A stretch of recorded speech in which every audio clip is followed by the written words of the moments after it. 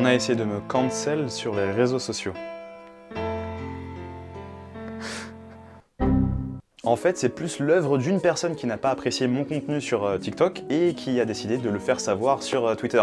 D'habitude, tout ce qui est drama, vraiment, ça me passe par là, j'en ai rien à faire. Mais pour le coup, je me suis dit, en fait, c'était intéressant, puisque je pense qu'en répondant à ça, en fait, eh bien, vous allez pouvoir apprendre des choses sur la culture japonaise. Et c'est la seule raison pour laquelle, en fait, je fais ce genre de vidéo, c'est parce qu'il y a une petite portée quelque part ludique.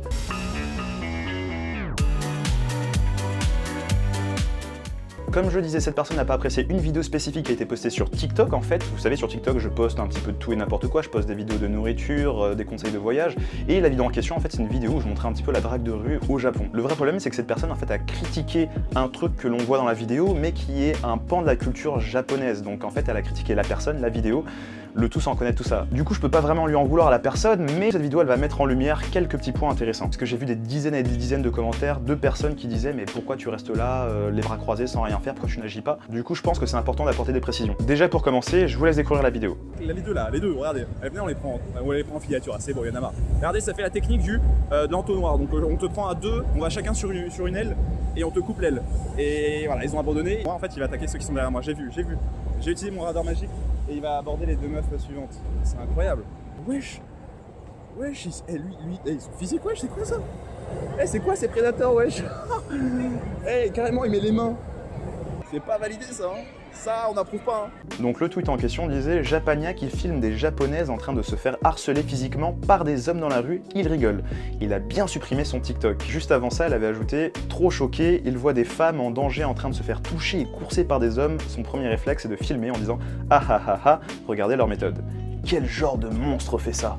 Après, je vais pas vous mentir, ma première réaction c'était « Oi, nani yettenno omae, kuso gaki, teimei nani mo wakaranai daro ?» Déjà, on va débunker rapidement. Pour commencer, je n'ai pas supprimé le TikTok, c'est la plateforme qui l'a retiré suite à la plainte, je pense, de gens qui sont dans le même cas que la personne qui a fait le tweet. Et deuxièmement, non, ces femmes n'étaient pas en danger. En fait, cette vidéo, elle va nous permettre de parler de 3 points différents qui vont être super intéressants. Premièrement, la perception de la drague de rue au Japon. Deuxièmement, le danger que ça peut représenter pour un étranger de se mêler des affaires des Japonais, et ça va être très important si jamais vous comptez venir au Japon, y voyager, etc. C'est des choses qu'il faut absolument savoir. Troisièmement, la réaction des Japonaises ne serait pas forcément celle à laquelle vous vous attendrez en fait. Donc, let's go pour les explications. La drague de rue au Japon, c'est aussi connu sous l'appellation Nampa. Je vous en ai déjà fait plusieurs vidéos, j'ai interviewé des spécialistes du domaine, je vous ai montré des caméras cachées d'hommes faisant ce genre de pratique, je vous ai aussi interviewé des gens pour leur demander ce qu'ils ou elles pensaient du Nampa et ce qu'ils ou elles considéraient cela comme du harcèlement sexuel, du harcèlement de rue. Et à chaque fois, la réponse qu'on obtenait était la même, c'était non.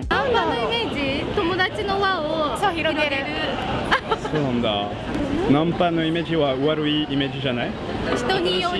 そう、人による。あ、人による。話し方。特に来たのは、ナンパするの目的で輪を広げるトレンド。ナンパは僕はしたことありますね。街中で声かけて、連絡先とかが交換したりとかしてみたいな。でもナンパを望んでる人もいるよね。Au Japon, le nampa, donc la drague de rue, n'est pas considéré comme du harcèlement sexuel.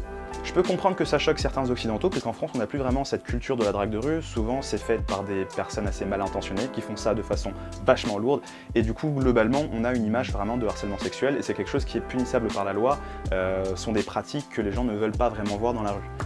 Au Japon, la perception, l'image est assez différente. Globalement, l'image n'est pas forcément positive, mais elle n'est pas négative non plus.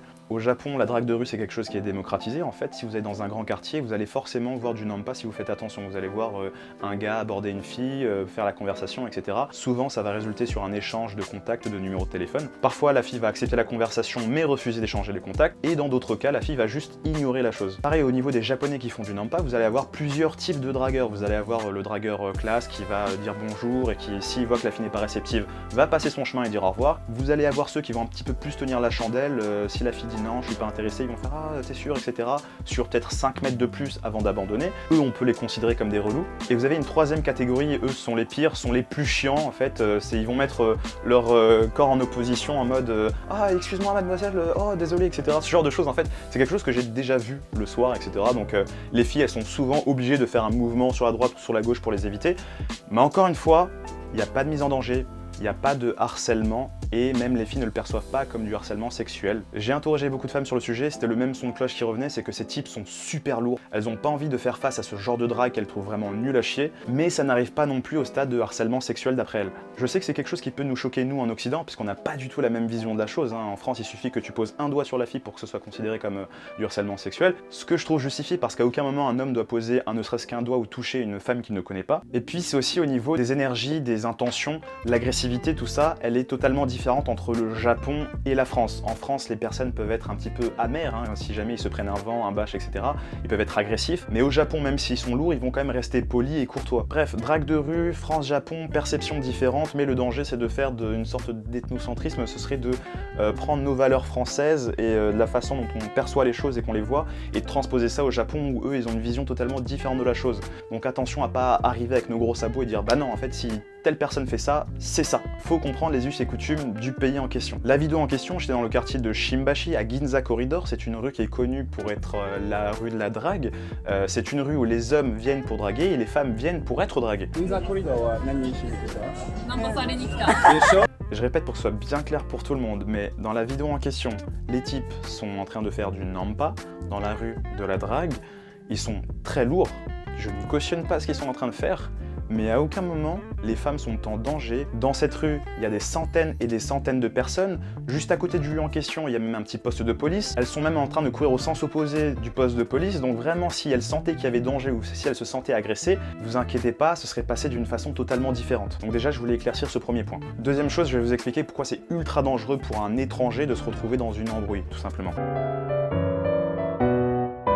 Vous le savez sûrement déjà, vous l'avez déjà entendu je pense un petit peu partout, mais si jamais vous venez au Japon, ne répondez jamais à une provocation, ne levez jamais la main, le petit doigt sur un japonais, parce que sinon ça va se retourner contre vous. Même si vous n'avez rien fait, que vous n'êtes pas en tort, ce sera vous qui allez prendre. Vous allez être au mieux exclu du territoire, au pire vous risquez de faire de la garde à vue ou de la prison. Ça peut très mal se finir, très mal se passer pour vous, vraiment faut éviter, il y a plein d'étrangers qui se sont fait avoir comme ça, ils se sont retrouvés au milieu d'une embrouille avec des japonais, un japonais a peut-être mis un coup, ils ont répondu et c'est eux qui ont pris cher, parce que forcément les lois vont défendre les locaux, les policiers vont davantage croire les japonais qui vont pouvoir s'exprimer plus facilement, ils peuvent même mentir et c'est votre parole contre la leur, donc ils vont choisir les japonais. À aucun moment vous voulez être dans une embrouille avec des japonais, même si on vous porte un coup, ne faites rien, allez directement au poste de police, c'est la meilleure chose que vous puissiez faire. Donc maintenant que vous comprenez la portée que ça peut avoir dans une altercation avec des japonais, maintenant que vous savez que j'étais témoin d'une scène de drague de rue dans la rue de la drague au Japon, il n'y avait pas vraiment lieu pour moi d'agir à partir du moment où justement ces femmes, encore une fois, n'étaient pas en danger. Alors bien sûr si on était dans une petite ruelle et qu'il n'y avait personne et qu'une femme seule se faisait agresser physiquement par un homme seul, là bien sûr j'aurais cherché à agir, j'aurais cherché à faire quelque chose, à les séparer, à retenir le mec et pas rester là les bras croisés. J'aurais compris que c'était pas du nampa et je serais intervenu, c'est logique. Je suis pas con. In fine, il n'y avait pas de raison pour moi d'agir, en plus il y avait pas mal de japonais autour. Et ce qui mène à parler du troisième point, c'est que en fait si j'avais agi, la réaction des japonaises n'aurait pas été celle à laquelle on peut éventuellement penser.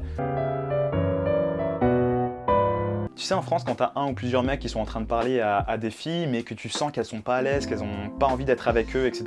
Donc tu vas vers les filles, tu leur fais « Ah, ça va, ça fait longtemps, etc. » Tu fais croire que vous êtes un petit peu potes, pour justement les aider. Au Japon, j'ai déjà voulu faire la même chose en pensant aider des japonaises, sauf que les japonaises, en fait, elles prenaient peur en mode « Mais waouh, qu'est-ce qu'il nous veut ce gaijin? Pourquoi il vient nous parler? Je parle pas anglais, moi, tu vois. » Du coup, mon pote et moi, on leur faisait plus peur que les gros lourdeaux qui étaient en train de les draguer. Et forcément, pour les lourdeaux, c'était du pain béni, c'était limite une passe décisive, parce que du coup, les filles sont rapprochées des lourdeaux. Et en quelque sorte, on a un petit peu fait leur jeu. La moralité, c'est qu'en pensant bien faire, en voulant faire les chevaliers blancs, en pensant que notre culture qu'on a chez nous, eh bien, c'est la même partout, on peut la transposer même au Japon, etc. Bah non, ça marche pas forcément. En fait, au Japon, il faut comprendre les us et coutumes locales. À cette époque, je ne savais pas comment justement j'aurais pu les aider. Et en fait, la meilleure façon de les aider, c'est de laisser ces crétins lourdeaux s'enfoncer tout seuls et naturellement, en fait, à force de se faire ignorer par les filles, ils vont se casser. Donc voilà, au final, je peux pas en vouloir à la personne qui a émise le tweet. Bon, un tweet plein de haine, visiblement, une haine viscérale contre ma personne. Je peux pas lui en vouloir d'après son profil Twitter. C'est une personne qui a l'air d'aimer la culture coréenne, donc on peut pas, j'imagine, être sur tous les fronts et comprendre la culture coréenne et comprendre parfaitement la culture japonaise. C'est pas un souci. La seule chose que je voulais faire, c'était un petit peu de prévention. Sachez que les paroles ont un poids, les mots peuvent être puissants, ils peuvent blesser. Ce que vous laissez, ce que vous écrivez sur les réseaux sociaux, ben c'est là à la vue de tous, ça peut mettre quelqu'un mal. Il suffit qu'il y ait plein de personnes qui reprennent quelque chose qui soit fondamentalement pas vrai pour que ça cancel une personne. Et maintenant on connaît en fait le poids de l'internet, sa force, à quel point ça peut être négatif et impacter la vie de quelqu'un. Voilà, donc faites vraiment attention quand vous utilisez les réseaux sociaux. Peace and love les amis. Voilà, j'espère que cette petite vidéo vous aura permis de découvrir des petites choses. Dites-moi dans les commentaires ce que vous en pensez. Et moi je vous dis tchou tchou bye bye et à la semaine prochaine pour une nouvelle vidéo.